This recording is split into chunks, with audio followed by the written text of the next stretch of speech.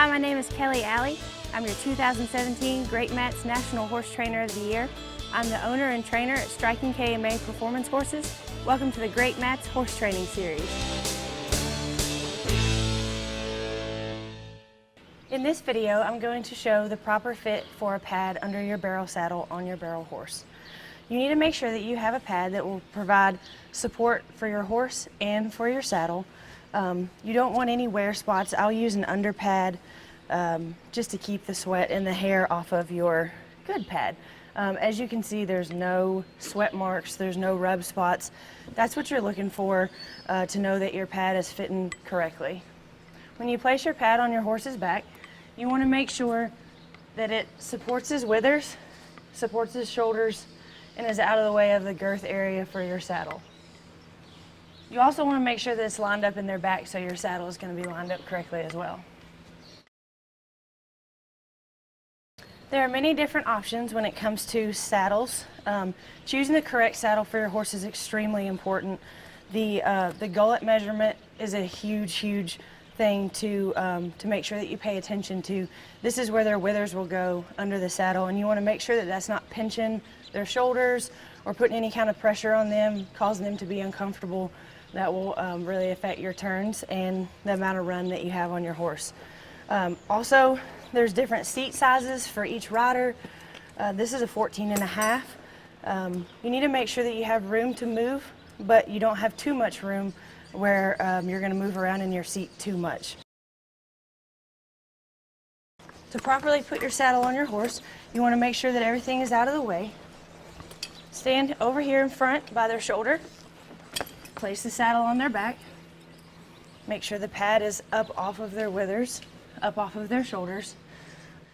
And you have a proper line here to put your girth right behind there.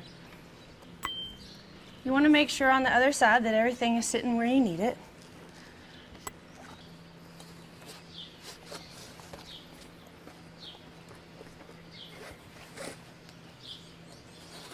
Some people will tie their girth. Some people will put it through a hole in their latigo strap.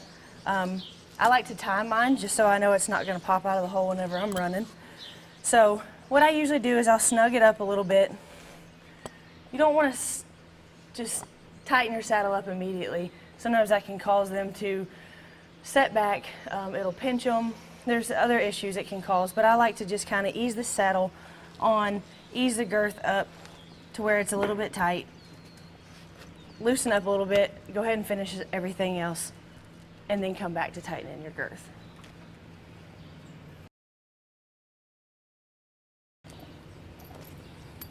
So here we have the breast collar. The breast collar is very important. It keeps the saddle from sliding back when you're going up a hill on a trail ride, or if your horse happens to jump. It's going to keep the saddle from sliding back. Extremely important when running barrels. Keeps it where it needs to be. Keeps your saddle from running back off their butt. But you want to make sure that it's not on their shoulder. If your girth is hanging, or your breast collar is hanging down here, that's not where you want it. If it's here, you're going to restrict that movement. You're going to restrict your run, making your time slower. So you want to make sure that your breast collar is going to sit right here above their shoulder. Tighten it up where it needs to be. Snap under here.